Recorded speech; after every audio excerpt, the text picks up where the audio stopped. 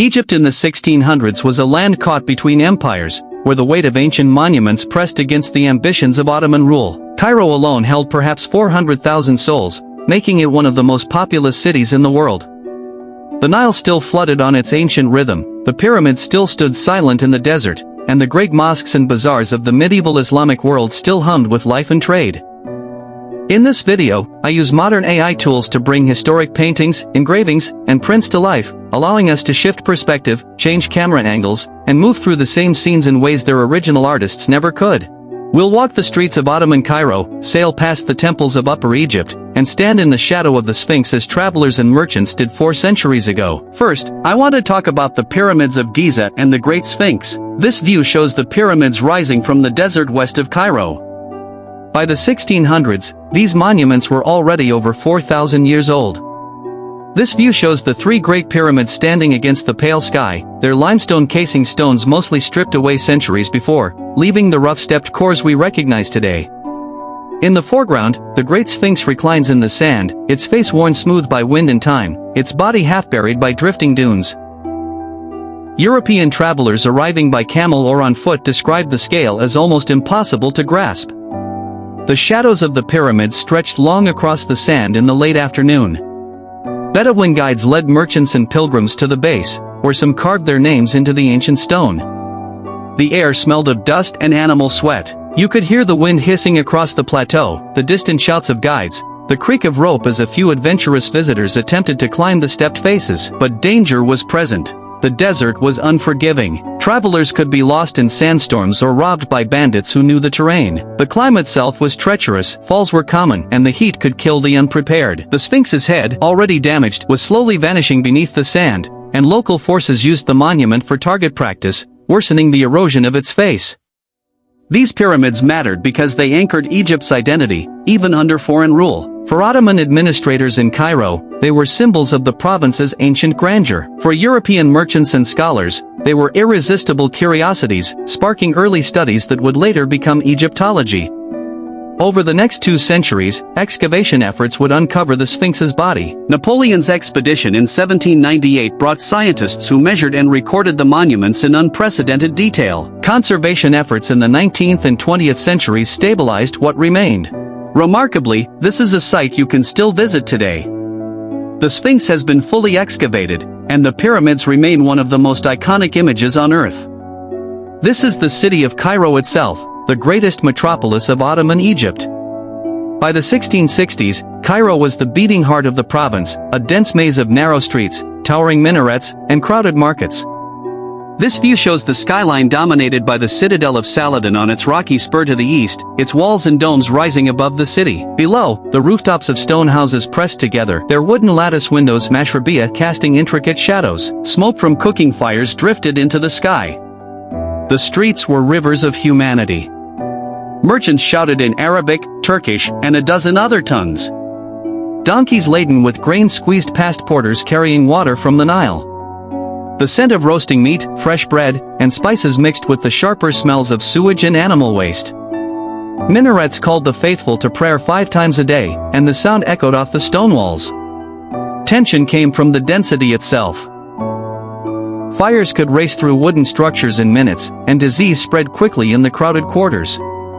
The Mamluks, military elites who held real power beneath the Ottoman governors, clashed with local populations and with each other, their mounted soldiers thundering through the streets. Crime flourished in the narrow alleys after dark. Taxes were heavy, and grain shortages could spark riots. Cairo mattered because it controlled the trade routes between the Mediterranean, the Red Sea, and the African interior. Coffee from Yemen, spices from India, textiles from Syria, all passed through its markets. The Al-Azhar Mosque remained one of the most important centers of Islamic learning in the world. In the centuries that followed, Cairo expanded far beyond its medieval walls. Modern boulevards cut through the old quarters, and European-style architecture reshaped the waterfront. But the old city still survives, its mosques and madrasas now protected as UNESCO World Heritage Sites. Today, Islamic Cairo remains one of the richest concentrations of historic architecture in the Middle East. This view shows the Nile River cutting through the heart of the country. By the 1600s, the Nile was Egypt's lifeline, just as it had been for millennia. This view shows the broad river flowing north from Upper Egypt, its waters brown with silt during the annual flood, its banks green with crops in the dry season. Felucca's wooden sailboats with triangular lateen sails drifted lazily downstream, their captains calling out to each other. Larger cargo vessels, some with double masts, carried grain, stone, and goods between Cairo and the southern provinces. On the riverbanks, villagers washed clothes and watered livestock. Farmers worked the floodplain with wooden plows pulled by oxen. The scent of wet earth and vegetation filled the air. Children played in the shallows, and fishermen cast nets from small boats, but the Nile was also dangerous. Crocodiles still inhabited stretches of the river, especially in Upper Egypt. The flood itself, while essential, could be unpredictable. Too little and famine followed, too much and villages were swept away.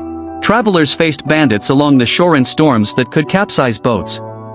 Disease spread quickly in the stagnant pools left behind after the waters receded. The Nile mattered because it was the only reason Egypt existed. Agriculture depended entirely on its waters, and nearly all trade and communication traveled along its length. Ottoman tax collectors measured the flood height each year at the Nilometer in Cairo because the harvest and thus the revenue depended on it.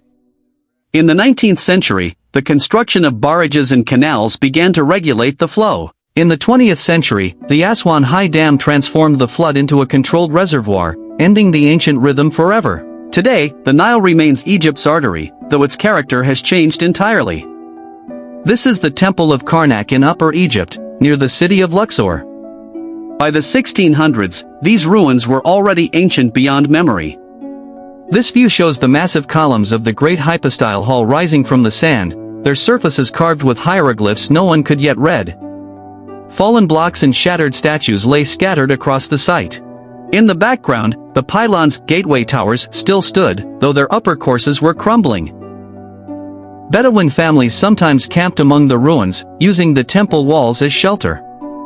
European travelers who made the difficult journey south described the scale with awe. The columns seemed like a forest of stone. Sunlight filtered through the gaps in the roof, casting long shadows. The air was still and hot, and the only sounds were the wind and the occasional bleat of a goat. Bats roosted in the dark corners. But the site was not without risk. Stones could collapse without warning, crushing anyone beneath. Snakes and scorpions hid in the rubble. Local guides sometimes demanded exorbitant fees, and tensions with Ottoman officials could make access difficult. The desert itself was hostile, water was scarce, and the heat could be deadly. Karnak mattered because it was one of the largest religious complexes ever built, sacred to the god Ammonius during the height of pharaonic power. By the 1600s, it served as a reminder of Egypt's layered history, a civilization that predated Islam, Christianity, and even the Greeks. In the 19th and 20th centuries, archaeologists cleared the sand and reconstructed much of the temple.